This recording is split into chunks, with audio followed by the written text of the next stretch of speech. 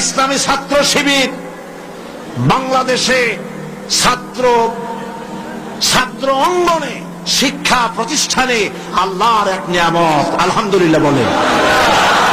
এই নিয়ামতের কাছে, ইসলামের কাছে আসতে না পারে সেজন্য বলা হয় মৌলবাদ আর সন্ত্রাস।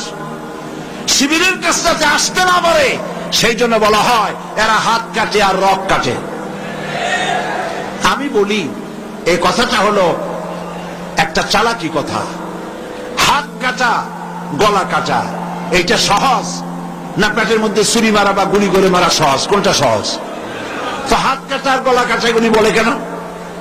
হাত কাটতে কাটা কত বড় মুসিবত, তাহলে 4-5 জনের ঠাইসে ধরা লাগবে। তাছাড়া কেউ কি বলবে যে আসছেন যখন আপনি হাতটা কাটিয়ে দিয়ে যান, এরকম বলবে কেউ?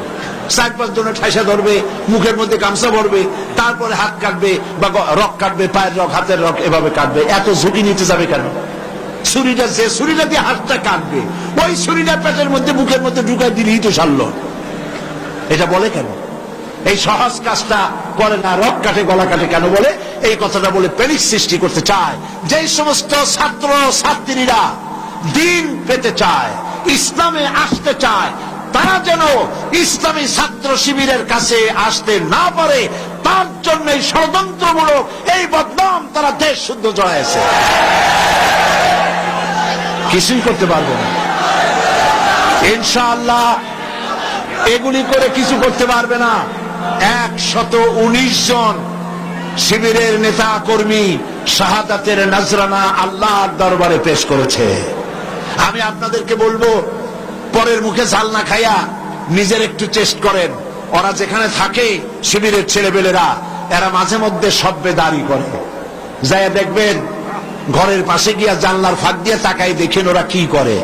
এরা মাদ্রাসায় পড়ে নাই, কলেজে বিশ্ববিদ্যালয় পড়ে, হয়তো দাড়ি টাড়িও এ পর্যন্ত অনেকে রাখতে পারে নাই, কিন্তু যাই দেখবেন বস্তা ছেঁড়া হইলেও বালাম চাউলে ভরা, উপরে রং কাঁচা থাকলেও ভিতরে পাকা আম। ভিতরে যাই দেখবেন রাতের বেলা যখন তারা সব্বেদারি করে, তাহাজ্জুদের নামাজ পড়ে, সাহাবায়ে কিরামদের জীবনী আলোচনা করে আর মুনাজাত করে, সারা রাত কিভাবে ওরা কান্দে একটু তাকায় দেখে। এই চোখের পানি তারা আল্লাহর জন্য দেয়, দিন প্রতিষ্ঠার জন্য কাজ করে। সুতরাং এদের সাথে শত্রুতা না করে এই কাজগুলি, সন্তান যদি ভালো বানাতে চান, শিক্ষাঙ্গনে সন্ত্রাসী কারা সেদিকে তাকায় দেখেন, আর সন্ত্রাস কম করে কারা তাদেরকে দেখেন, সন্ত্রাস করে না কারা তাদেরকে দেখেন। এই জন্য সন্তান যদি ভালো বানাতে চান ছেলেদেরকে, তাহলে এই লাইনে দেন। মেয়েদেরকে যদি ভালো বানাতে চান এই পরিবেশে ছাত্রী সংস্থার সাথে দিয়ে দেন। আল্লাহ পাক আপনার মেয়েকে ভালো পথে রাখবেন, ছেলেকেও ভালো পথে রাখবেন। আল্লাহ যেন তৌফিক দান করেন, বলেন আমিন।